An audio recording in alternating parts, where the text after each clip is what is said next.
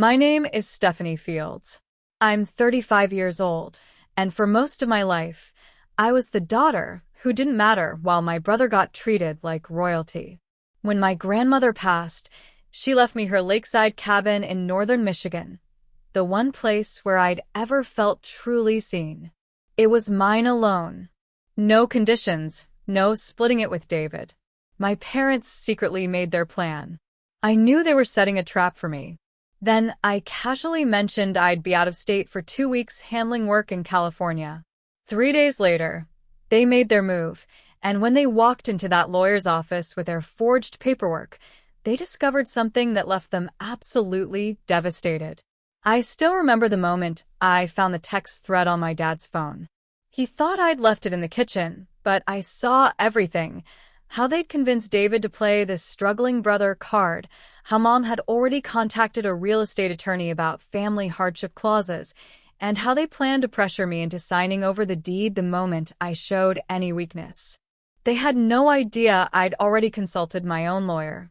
They had no idea I was documenting everything.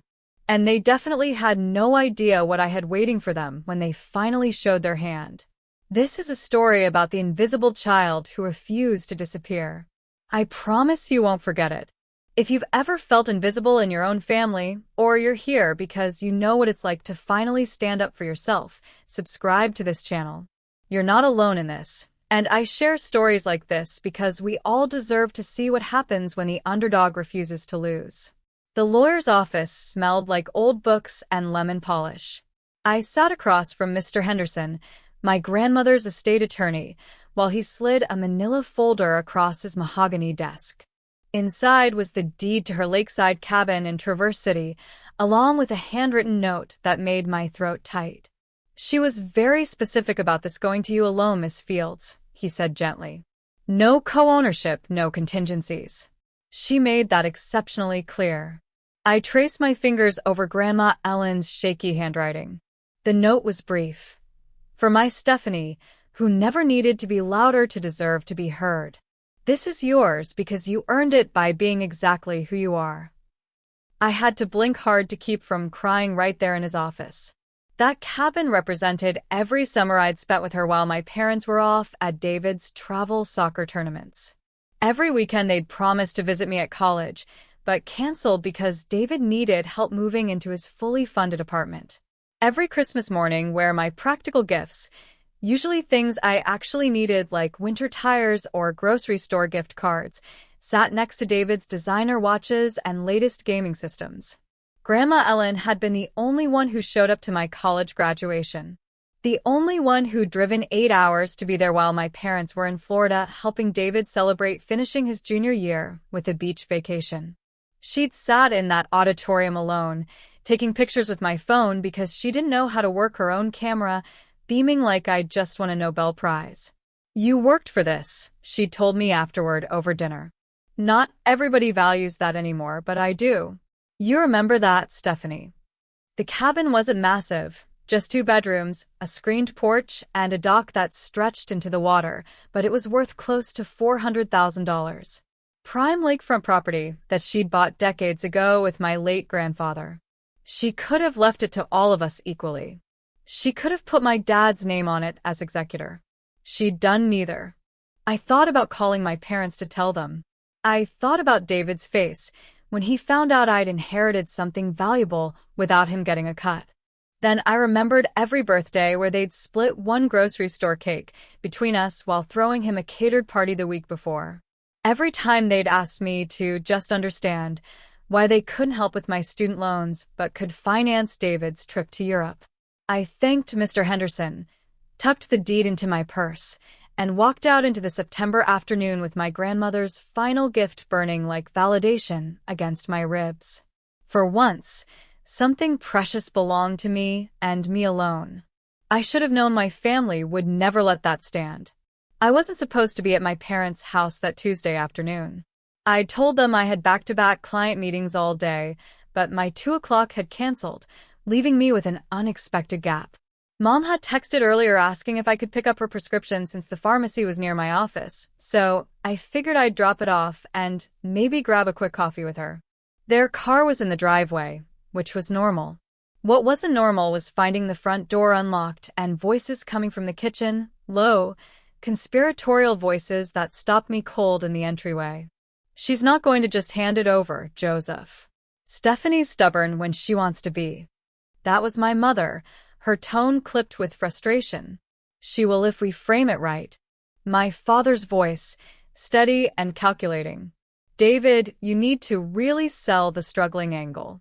Tell her about the investment opportunity falling through, how you're on the verge of losing everything. Make her feel guilty for having this windfall while you're suffering. I pressed myself against the hallway wall, my heart hammering so hard I thought they'd hear it. David's voice came next, younger, but just as entitled. What if she says no? You know how Stephanie gets about being fair and following the rules. Then we move to plan B, Dad said. Ellen left that property to all of us morally, even if legally it went to Stephanie. We can argue undue influence, that Ellen wasn't in her right mind at the end, that Stephanie manipulated her. I've already talked to Richard Kowalski about it. He says we'd have grounds for a contest if we can prove Ellen was experiencing cognitive decline. My stomach dropped. Richard Kowalski was their neighbor, the one who'd retired from practicing estate law 5 years ago. Won't that take forever? David whined. I need money now, not in 2 years after some court battle. That's why option 1 needs to work, Mom cut in. Stephanie's always been the responsible one, the one who sacrifices for family. We lean on that. We make her see that keeping that cabin while her brother loses his business is selfish. Joseph, you'll need to mention how disappointed Ellen would be if she knew Stephanie was hoarding family assets. I could actually hear the smile in my father's voice. Oh, I think Stephanie will do the right thing. She always does. Especially when she understands what's at stake for David's future. And if she still refuses? David pressed. There was a pause that seemed to stretch forever. Then we'll explore the forgery route Richard mentioned, Dad said quietly. A codicil to the will that splits the property 3 ways. It's risky, but if we're careful about the timing and documentation, I'd heard enough. I backed out of the house, so quietly I might have been a ghost, prescription bag still clutched in my shaking hand. I sat in my car for 20 minutes, trying to process what I'd just heard.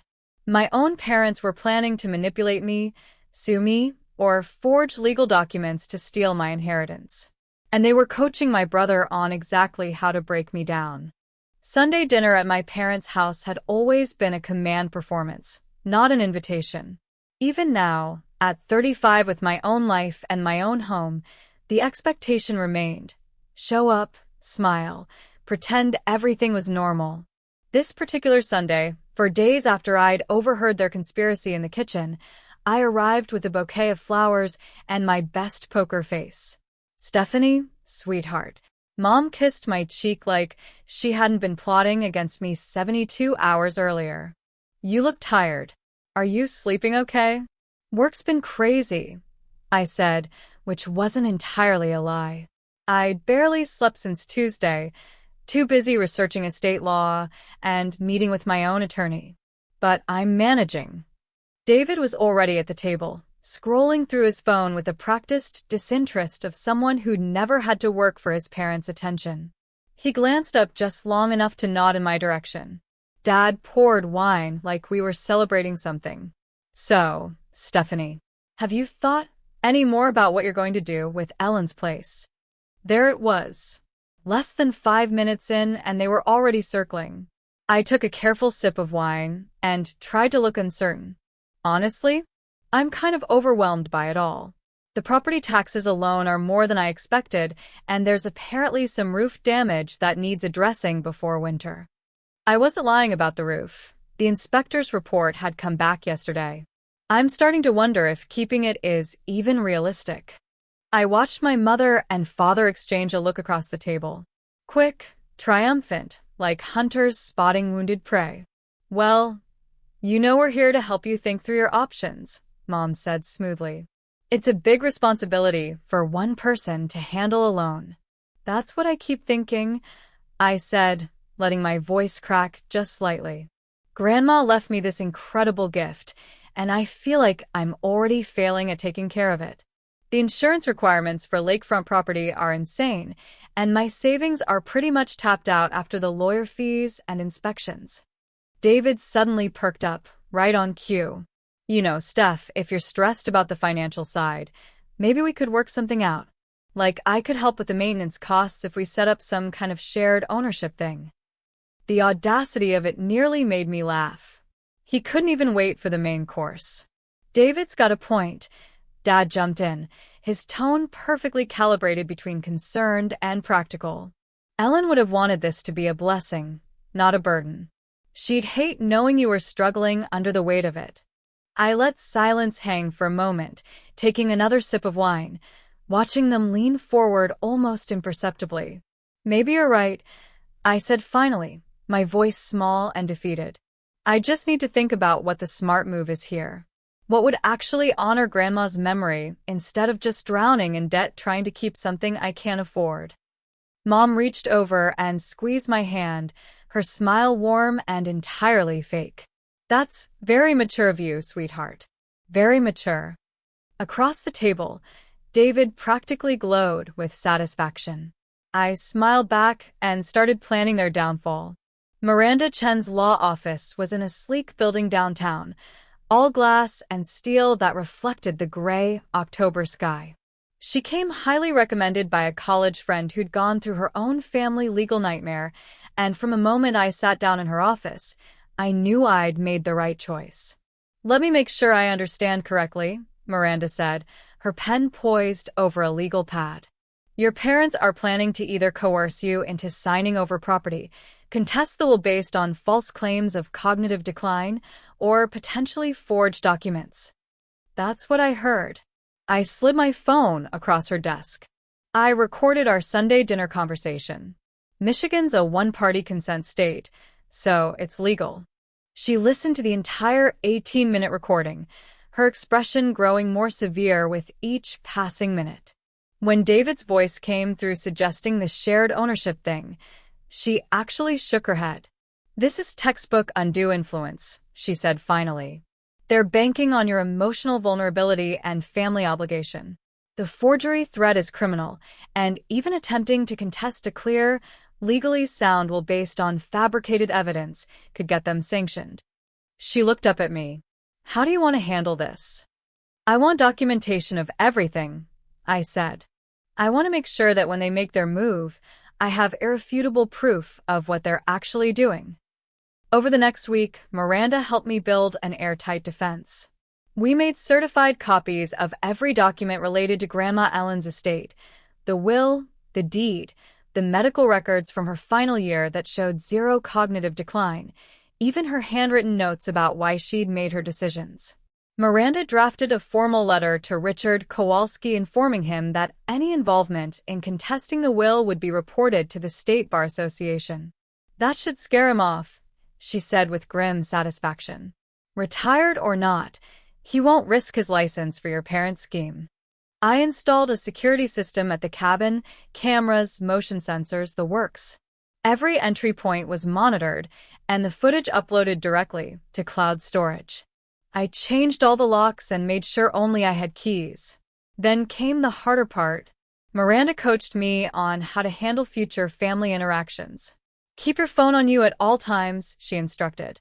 Record every conversation. Text and email only when possible. Written records are gold. If they pressure you in person, stay calm and document it immediately afterward. Date, time, witnesses present, exactly what was said. I started carrying a small digital recorder in my purse. I saved every text message from my parents and David. When Mom called asking about progress on the cabin decision, I recorded it. When Dad emailed suggesting we all sit down with a mediator, I forwarded it straight to Miranda. You're doing great, she told me during our third meeting. Most people crumble under family pressure. You're treating this like the legal matter it is. They're counting on me being the good daughter who sacrifices everything, I said. They have no idea that good daughter died the moment I heard them planning to forge documents. Miranda smiled. Then let's make sure when they spring their trap, we're ready to spring yours. The text message went out on a Thursday evening, carefully crafted to sound casual and unsuspecting. Hey, everyone. Exciting news. My company is sending me to San Diego for a 2-week training program. Leaving Monday, back on the 23rd. Won't have great cell service during the days, but I'll check in when I can. I sent it to the family group chat and watched the 3 dots appear almost immediately. Mom responded first. That's wonderful, honey. You work so hard. You deserve this opportunity. Dad. Safe travels, sweetheart. Don't worry about anything here. David's message came 5 minutes later. Cool. Have fun. I could practically feel their wheels turning through the screen. Miranda had helped me plan this perfectly. I wasn't going anywhere near San Diego. Instead, I'd booked a suite at the residence in 15 minutes from my apartment, using cash and a reservation under my middle name. My car stayed in my building's garage. My work knew I was taking personal time, but would be available by email. To anyone checking, I'd vanished. Sunday night, I posted a photo to social media, one I'd taken months ago at a friend's beach wedding in California, with the caption, "Finally here. Time to recharge." I turned off my location services and set my voicemail to an away message about limited availability. Then I waited. My hotel room became command central. I had my laptop open with the cabin's security camera feeds running on one screen, my phone next to me with Miranda's number on speed dial, and a notebook where I logged every movement. The first ping came Tuesday morning at 9:47. Motion detected at the cabin's front door. My heart jumped into my throat as I pulled up the live feed. There they were, all 3 of them. Dad was trying different keys on the lock, cursing when none of them worked. Mom stood behind him holding what looked like a clipboard, and David had his phone out, probably already calculating how much the property would sell for.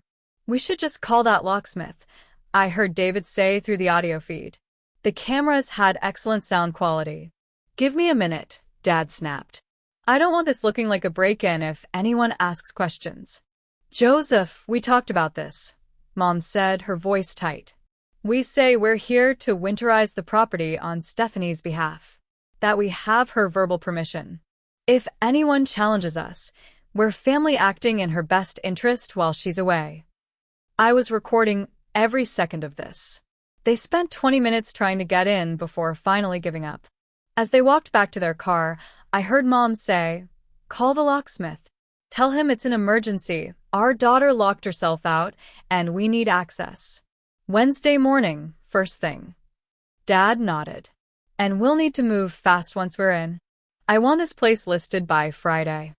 I saved the footage, sent a copy to Miranda, and texted her. "They're taking the bait. Locksmith coming Wednesday." Her response came back immediately. "Perfect. I'll have everything ready. Don't engage yet. Let them commit fully." I sat back in my hotel room, watching my family drive away from the cabin they were planning to steal, and allowed myself the smallest smile. They thought I was 3,000 miles away, blissfully unaware. They had no idea I was watching their every move. Now, if you're not subscribed yet, what are you waiting for? The moment they walk into that cabin is coming up, and I promise you, the look on their faces when they realize what I've done is absolutely priceless. Hit subscribe so you don't miss the ending. Wednesday morning arrived cold and gray, the kind of November day that matched the ice in my veins. I sat in my hotel room with coffee I couldn't drink, eyes locked on the security feed, waiting. At 10:32, a white van pulled into the cabin's driveway. North Star Locksmith was printed on the side in blue letters. Behind it came my parents' silver Lexus, and then David's truck. I hit record on my phone and called Miranda. "They're here." "Stay on the line," she said. "Don't hang up. I need you as a witness to your own property being violated." The locksmith, a middle-aged guy in a company polo, approached the door with my father. Through the audio feed, I heard Dad's performance begin. "Thanks for coming out on short notice," he said, all friendly concern. "My daughter's in California for work and forgot to leave us a key." We're supposed to be winterizing the place before the freeze hits. The locksmith nodded, already pulling out his tools. No problem. Happens all the time. You got ID showing you're related to the owner. Dad pulled out his driver's license. Same last name, see? And this is my wife and son. It's a family property. My stomach churned. Technically, he wasn't lying about the last name, which made it just plausible enough to work on someone who didn't know better. The lock popped open in under 3 minutes. There you go, the locksmith said cheerfully. That'll be $120. Dad paid in cash. Smart, no paper trail, and the locksmith drove away, completely unaware he'd just helped facilitate a crime. The moment his van disappeared down the road, my family's masks dropped. Finally, David muttered, pushing inside. Let's make this quick. I've got the realtor meeting us here at noon to do a walkthrough. Realtor? Miranda's voice was sharp in my ear. Stephanie, are you getting this? Every word, I whispered. Mom was already moving through the cabin with her clipboard, making notes. The furniture needs to go to storage. We can't sell it furnished, too many memories attached. Someone might recognize Ellen's things and ask questions. Dad headed straight for the small office where Grandma Ellen had kept her desk. I watched on camera as he opened drawers, pulling out files. I'm looking for anything that mentions the property transfer. If we can find her original notes about the will, we might be able to argue she changed her mind later. That's destruction of evidence, Miranda said in my ear. Possibly tampering with estate documents. Stephanie, I'm calling the sheriff's department right now. Stay on the line with me. David was in the kitchen, actually taking pictures of the appliances. The Viking range alone is worth $3 grand. And check out this view. We can list this at $450, easy. Maybe $475 if we stage it right. We need to move her things out today, Mom said, returning to the living room. Before she gets back and realizes what we're doing. Once it's empty and listed, it'll be harder for her to fight us. Through the window, I could see Dad nodding. She won't fight. She never does. Stephanie always folds when we push hard enough. That's what they thought. Miranda's voice came through clear and calm. Sheriff's deputy is 8 minutes out. They're treating this as an act of burglary. Keep recording. I watched my family tear through my inheritance, completely unaware that everything they'd said and done was being documented, time-stamped, and saved. The trap had sprung perfectly. The sheriff's deputy arrived in 11 minutes, not 8. I watched through the security feed as the patrol car pulled up silently behind David's truck, blocking it in. Deputy Martinez, I'd learn her name later, approached the open front door with her hand resting casually on her belt. Afternoon, folks, she called out. Got a call about a possible break-in at this address. The camera caught my father's face perfectly. Confusion, then annoyance, then the smooth transition into charm. Oh, officer, there's been a misunderstanding. This is my mother's property. Well, it was. She passed recently. We're family. We're just here to take care of some things. I see. Deputy Martinez stepped inside, her eyes scanning the room, the open drawers, the boxes David had started packing, Mom's clipboard full of notes. And you have documentation proving your authority to be here? Documentation. Dad's smile faltered slightly. It's a family property. My daughter technically inherited it, but we all have rights too. So, you don't have permission from the legal owner to be here? She's in California. Mom cut in, her voice taking on that syrupy tone she used when talking to anyone in authority. Our daughter. She knows we're winterizing the cabin. It's what families do. Ma'am, I'm going to need to see some ID from all of you. That's when I pulled into the driveway. I'd left the hotel the moment Miranda confirmed the deputy was en route, my lawyer following close behind in her own car. The look on my parents' faces when I walked through that door, the door they'd illegally opened, in the home they were actively trying to steal, was worth every sleepless night I'd spent planning this moment. Stephanie. Mom's voice came out as barely a whisper. What are you? You're supposed to be in San Diego. I've never been to San Diego, I said calmly. I've been at the residence and on Maple Street for the past 3 days. Watching you. David's face went pale. Watching us. I pulled out my phone and turned it toward Deputy Martinez. I have the entire thing recorded. The locksmith. The conversations about forging documents. The plan to empty and list my property without my consent. All of it. Miranda stepped in behind me, her briefcase in hand and her expression pure steel. I'm Miranda Chun, Miss Field's attorney. Deputy Martinez, we have extensive documentation of a conspiracy to commit fraud, potential forgery, and as of this morning, criminal trespass and breaking and entering. We didn't break anything, Dad sputtered. We hired a licensed locksmith. By lying to him, I interrupted. You told him I forgot to leave you a key. You told him you had permission. You committed fraud to gain access to property that is solely and legally mine. Mom's hand flew to her chest. Stephanie, honey, we're your family. We were trying to help you. Help me. My voice cracked, not with sadness, but with fury I'd been holding back for 35 years. I heard you. I heard every word of your plan in the kitchen 2 weeks ago. How David would manipulate me. How you'd claim Grandma wasn't in her right mind. How if I didn't fold, you'd forge a codicil to steal what she left me. The color drained from my father's face. You were there? I came to drop off Mom's prescription. You never even noticed. Deputy Martinez looked at my father with open disgust. Sir, I'm going to need you and your family to step outside. This is ridiculous. David finally found his voice. She's our sister.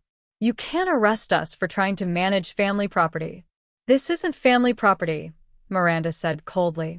This is Stephanie Field's private property, and you are trespassers who gained access through deception with intent to commit theft and fraud. I watched them file out, my mother crying, my father's jaw clenched in impotent rage, David looking at me like I was a stranger. Maybe I finally was. The charges came down 3 days later. Criminal trespass for all 3 of them, fraud for my father's lies to the locksmith, and attempted theft by deception. The prosecutor said the recordings made it an easy case. Rarely did they have defendants so thoroughly documented discussing and executing a crime. My phone started ringing immediately. Aunt Carol called first, her voice dripping with disappointment. Stephanie, how could you press charges against your own parents? They raised you, fed you, put a roof over your head. They planned to forge legal documents to steal my inheritance, I said flatly. Would you like to hear the recording? She hung up. Uncle Mike tried next, going for the guilt angle. Your mother is devastated. She's not eating, not sleeping. Is this really what Ellen would have wanted? Her death tearing the family apart. Grandma Ellen specifically left that property to me alone because she knew exactly what kind of people they were, I said. She told me in writing that I earned it by being who I am. They're tearing the family apart, not me. The community Facebook groups lit up within a week. Someone, probably one of my parents' friends, posted a vague plea about family conflict being exploited by an ungrateful child. But then someone else, a woman I barely knew from Grandma Ellen's church, posted the court documents showing the actual charges. The narrative shifted fast. Comments poured in about how my parents had always seemed off about their treatment of their kids, how they'd noticed the difference in how they talked about David versus me, how they'd heard rumors about David's failed restaurant venture that lost $200,000 of investor money. That detail, one I hadn't even known, apparently was the real reason they'd needed the cabin money so desperately. David wasn't just living beyond his means. He'd convinced a group of my parents' friends to invest in a farm-to-table concept that collapsed within 8 months, and now those friends wanted their money back. The humiliation was public and thorough. My mother stopped going to her book club. My father resigned from the church finance committee before they could ask him to step down. David deleted all his social media accounts after someone found his LinkedIn profile claiming he was a successful entrepreneur and restaurant consultant. The voicemails kept coming, though. Dad's voice, tight with barely controlled rage. "You've made your point, Stephanie. Drop the charges and we can move past this as a family." Mom's tearful messages. "I'm your mother. Doesn't that mean anything to you? We made mistakes, but we're still your family." David's attempts at reconciliation were the most pathetic. "Look, I know things got out of hand. But seriously, you're going to ruin all our lives over a cabin? Just split it with me, and this all goes away." Miranda advised me to save every message, but respond to none of them. The preliminary hearing was set for January. The prosecutor told me it would likely never go to trial. First-time offenders facing overwhelming evidence usually took plea deals to avoid the humiliation of a public trial. "They'll probably get probation, community service, and fines," she explained. "But the criminal record will be permanent." My parents' lawyer, not Richard Kowalski, who'd wisely refused to touch the case, reached out to Miranda about a settlement. They'd drop any future claims to the property and agree to a no-contact order if I'd ask the prosecutor to reduce the charges. "What do you want to do?" Miranda asked me. I thought about 35 years of being invisible, of watching David get everything while I got leftovers, of my parents coaching him to manipulate me, planning to forge documents, treating my inheritance like community property they could pillage. "No deal," I said. "They made their choices. Now they live with the consequences." I found the letter in March, for months after the confrontation and 2 weeks after my parents accepted a plea deal that included 2 years probation and a permanent restraining order keeping them at least 500 feet from me or the cabin. I was cleaning out Grandma Ellen's desk, the one my father had been rifling through looking for evidence to use against me, when I found the false bottom drawer. It took me 20 minutes to figure out the mechanism, a small button hidden under the pencil tray that released a shallow compartment. Inside was a sealed envelope with my name on it in her distinctive handwriting, along with a date, June 2023, 3 months before she died. My hands shook as I opened it. "My dearest Stephanie," it began. "If you're reading this, I'm gone, and I hope that means you're sitting in the cabin that's now yours. I need you to know some things I should have said more often when I was alive. You were never the problem. You were never too much or not enough. You were never difficult or ungrateful or any of the things I heard your parents say about you when they thought I couldn't hear. You were simply born into a family that didn't deserve you, and that failure is theirs, not yours. I watched them choose David over you 1,000 times. I watched you work 3 jobs to put yourself through college while they funded his spring break trips. I watched you become smaller and quieter, trying to earn love that should have been freely given. It broke my heart every single time. I left you this cabin because you're the only one who ever appreciated what it means to have a place that's yours alone. You're the only one who understood that the value isn't in the property price. It's in having somewhere you can breathe without apologizing for taking up space. Your parents will fight you for this. Joseph has always believed that what's yours should be available to bail out what's David's. Don't let them take it. Don't let them make you feel guilty for keeping what I wanted you to have. You don't owe them your inheritance any more than you owed them your entire childhood. You are enough, Stephanie. You always were. The fact that they couldn't see it says everything about their limitations and nothing about your worth. Be free, my darling girl. Build the life you deserve. Surround yourself with people who celebrate you, not people who tolerate you. And know that someone saw you, truly saw you, and loved exactly what she found. With all my heart, Grandma Ellen. I sat on the floor of that cabin and cried for an hour. Not sad tears, releasing tears. Healing tears. That letter from Grandma Ellen, that's what we're all searching for, isn't it? That validation that we were enough all along. If you felt that in your chest just now, subscribe and drop a comment telling me what part of the story resonated most with you. I read every single one, and your stories inspire the content I create. By summer, I'd repaired the roof and repainted the porch swing. My best friend Sarah came up most weekends, and I'd started hosting dinners for the people who'd actually shown up in my life.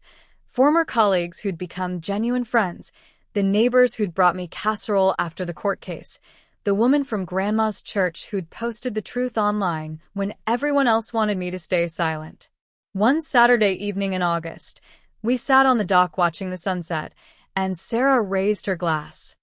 "To Stephanie," she said, who finally stopped waiting for people to choose her and started choosing herself. I looked around at these people, my chosen family, the ones who'd seen my worth without me having to earn it, and felt something I'd never quite experienced before. Peace. Not the peace of being loved by everyone, but the deeper peace of being loved by the right people. Of understanding that my parents' inability to value me was never evidence of my worthlessness. It was evidence of their poverty. I'd spent 35 years trying to be enough for people who were determined to find me lacking. I was done. The cabin wasn't just my inheritance. It was my permission slip to finally, completely, unapologetically be free. And I was never giving that back.